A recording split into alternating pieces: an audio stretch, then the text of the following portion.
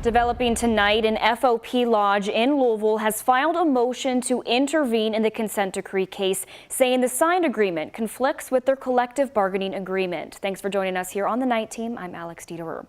The consent decree, which was signed earlier this month, is a legally binding document requiring improvements to LMPD's use of force policy, search warrant procedure, and the way police work with the city's inspector general. FOP Lodge 614 filed a motion Friday in federal court, arguing the consent decree as signed alters working conditions for their members. The lodge argues the consent decree directly impacts their members and they should have been involved in the negotiation of the agreement from the beginning. Federal judges will meet January 13th to decide whether to approve the agreement as is or not.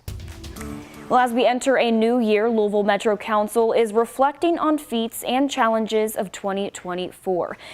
Photojournalist Emma Gefter and I spoke with council members who are looking back on some of the major accomplishments by Metro Council over the last year and also looking ahead to where the over $1 billion budget for next year could land. I'm just one district out of 26.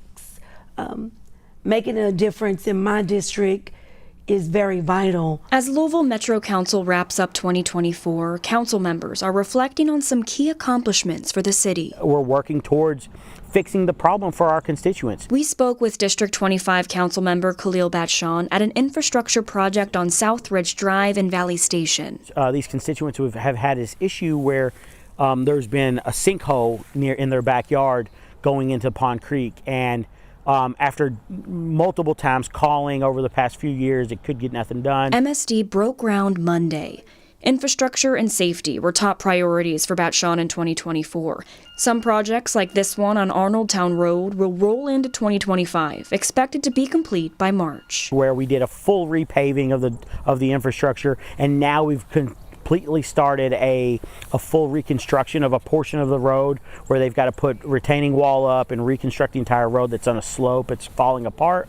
That's things that have been falling apart for 20 plus years are finally getting done. Investing in infrastructure was top of mind for District 1 council member Tammy Hawkins as well, specifically renovations to the Algonquin pool. That pool coming to fruition, a new pool, will remove so many barriers.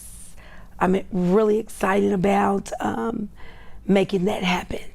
The administration working with me, my colleagues, you know, it's going to make a huge difference. And with the largest past budget the city has ever seen of $1.1 billion, both Batshon and Hawkins are keeping their sights set on safety for the people of Louisville's 26 districts. We need to take care of our police and make sure our police are staffed, that they have the tools that they need to do their job well, and we can continue to move the city forward. I want to see definitely more police presence. I definitely want to see the crime rate, not just in my district, but the overall city, reduce. 7 new Metro Council members will be sworn in January 6th. Louisville's number of homicides this year is only 4 behind last year, and dozens of nonprofits and community organizations are trying to get that number even lower. The ACE Project is one of them. They've got a new building now, expanding their reach into the Portland neighborhood. Director Rose Smith said giving kids a place to go and teaching them job skills will keep them from a life of violence. She believes in the work, but knows it'll take more organizations and time to bring Louisville back to where it was just 10 years ago. This is a war, and in every war there's casualties, but we got to keep fighting because I do believe we can win, but it's going to take everybody. Things will get better, just hold on. The best is yet to come, and we're in this together. ACE needs volunteers to help with that new space. If you're interested, we've got a way to contact them on our website over at the WHAS11.com homepage. A Louisville nonprofit is celebrating a record number of people who graduated from their addiction recovery program. This year, the Isaiah House says they've served around 3,500 people in their program. The nonprofit offers housing, counseling, treatment, and education, as well as job training. Leaders at the Isaiah House tell us their hope is that they can make people in their care believe in themselves. Some people come in here court ordered. Some people come in here because their mom and dad want them to come. But our hope is that no matter why they come in here, that while they're here, that something clicks and something registers for them, that they need to do this for themselves. Because that's the way, in my experience, it only really works is if somebody comes in here and they want to do it. Isaiah House says about 50% of the people they serve are experiencing homelessness and 90% live below the poverty line. Well, as we wrap up 2024, we're getting ready to welcome in a new year with some cooler temperatures. Chief Meteorologist Ben Pine joins us now. And Ben, what weather can we expect to see while we're ringing in the new year? Yeah, Alex, a big weather pattern change is going to be the new thing for the new year. And we're going to wrap up 2024 with some light rain showers and some gusty winds tomorrow for our New Year's Eve. Some of that rain just out to our west now. So Futurecast showing after midnight, we'll start to bring in some of those showers. Most of it not that heavy. You can see we'll get some breaks, so not a washout tomorrow. It's going to be warmest in the morning in the 50s, and then behind that front it's going to drop in the 40s later in the afternoon. Need to bundle up for those celebrations tomorrow. Might sneak in a couple flurries on the tail end of the system. Looks like we'll have temperatures in the mid to upper 30s for the ball drop late tomorrow night. And then we have some colder weather on the way for our first full week of January, and that cold might team up with a storm system which has the potential of being our biggest winter storm so far this season. We'll talk a whole lot more about those changes as well coming up on our Weather Impact Team forecast. Thank you, Ben. The countdown is on to 2025. You're taking a live look at Times Square via EarthCam as they put the finishing touches on the show and preparing for the famed ball drop. And if you're curious, New Zealand will hit the new year first in just about 5 hours. And a few hours later, the clock will strike midnight in Dublin, Ireland. And for one local pub, that's when their famed green ball will drop. WHAS11's Jose Alonso and photojournalist Levi Hammer show us how they and other bars across the metro are preparing for an all-day party. Bardstown Road is a hot spot for New Year celebrations, and we spoke to a couple of local bar owners about how they're getting ready to ring in 2025. It's the calm before a busy night of celebrations at Flanagan's Ale House, hours away from New Year's Eve, when the bar will transform from this laid-back scene to a packed crowd. The Irish Catholic community here in Louisville, a lot of folks come out every year on New Year's. Although Flanagan's is still decorated in Christmas cheer, owner Drew Borgman says it's the drop of the Irish New Year ball that draws people in. 3, 2, 1. We have it every year with the Ancient Order of the Hibernians. It's on Ireland time, so 5 hours ahead of us. So we have a ball drop at 7 p.m. on New Year's Eve every year.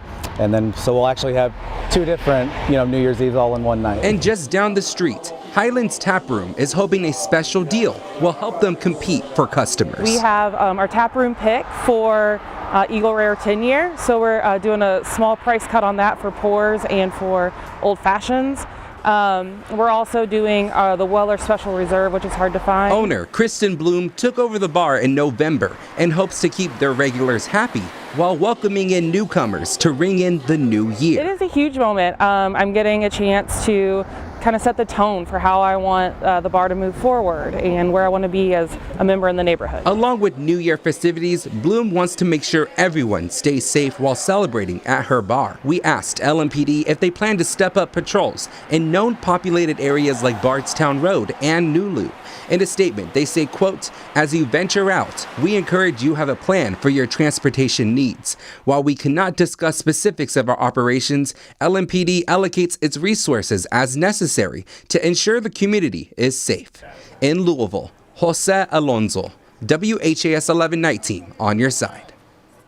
LMPD also wants to remind everyone about the dangers and consequences of celebratory gunfire. If you violate the Metro ordinance, which makes it illegal, then you could face up to a year in jail and a $500 fine.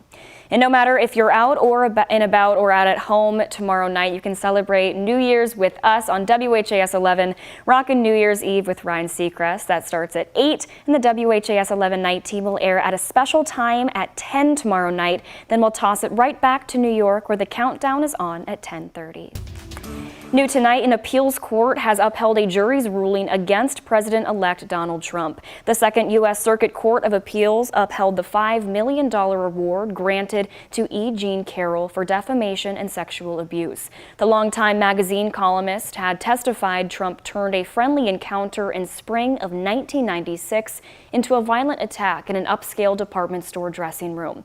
In today's ruling, a 3-judge panel of the appeals court rejected claims by Trump's lawyers that trial judge Louis A. Kaplan had made multiple decisions that spoiled the trial. A Trump spokesperson said they will continue to appeal the decision.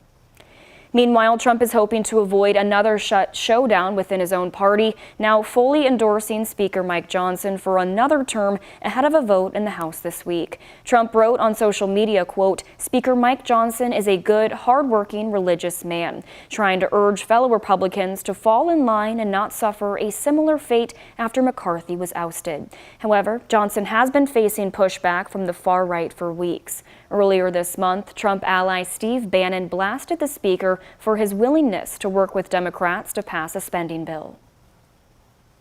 Johnson's not up to the task and he's got to go, right? He's got to go.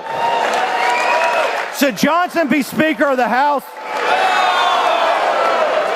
The vote is going to be close. Speaker Johnson can likely only afford to lose one Republican, and the stakes could not be higher for the incoming administration. The House will be at a standstill, likely unable to even certify Trump's election until a speaker is chosen.